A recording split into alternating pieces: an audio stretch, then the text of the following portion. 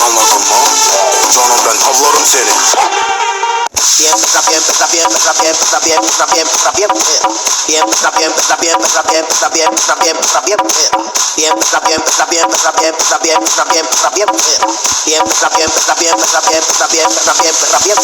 Putin'in rengiyle uyumlu bu çift. Üst kızlar seviniyor sanki Putin'in. Bizim rapler tıraş ve hepsi kopya. Kimseye değeri vermeyi çederinden.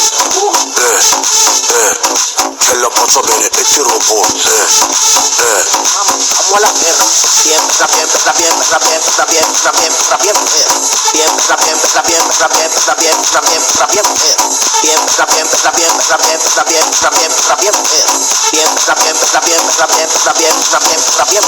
Oo çok iyi kasa atmış.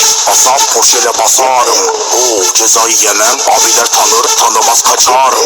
Oo bana hiç yetişemez. Baba her zaman yaparım. Ben kulübe gelirsem tüm sarışınları kaparım.